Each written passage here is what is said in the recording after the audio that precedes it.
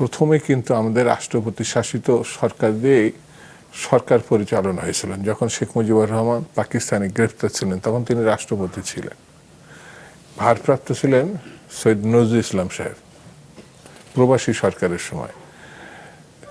তো উনি এসেই একেবারে তাৎক্ষণিকভাবে মানে তৎকালীন প্রধানমন্ত্রী যিনি মুক্তিযোদ্ধাকালীন 9 মাসে নেতৃত্ব দিয়েছিলেন তাজউদ্দিন সাহেব, একেবারে কলমের খুঁচায় তিনি ঠাস করে তাকে সরিয়ে তিনি শেখ মুজিব সাহেব প্রধানমন্ত্রী হয়েছিলেন। এটা আমার কাছে মনে হয়েছে তাজউদ্দিন সাহেব বা মুক্তিযুদ্ধকালীন সরকারকে অবমাননা করা হয়েছে। তো রাষ্ট্রপতি মানে যারা হয়েছিলেন ক্ষমতাবান, এটা হচ্ছে শুরুতেই আমাদের ঘটনা, যার কাছে সব থেকে আইন নিয়ম এবং সবকিছু আমরা প্রত্যাশা করেছিলাম, সেই শুরুতেই তিনি এটা ভঙ্গ করেছেন বলে আমার কাছে মনে হয়েছে। নিয়ম কানুন কনভেনশন এগুলো ছিল না।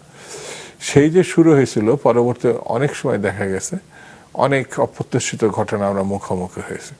তো গণতান্ত্রিক বিবেচনায় বাংলাদেশ, স্বাধীনতার প্রশ্নে বাংলাদেশ, তো এই গণতন্ত্র সবসময় রক্ষা করা যায়নি। সেটাও হচ্ছে শেখ মুজিবুর রহমানের সাথে প্রথম গণতন্ত্র পরিত্যাগ করে একদলীয় বাকশাল মানে শাসন প্রবর্তন করা হয়।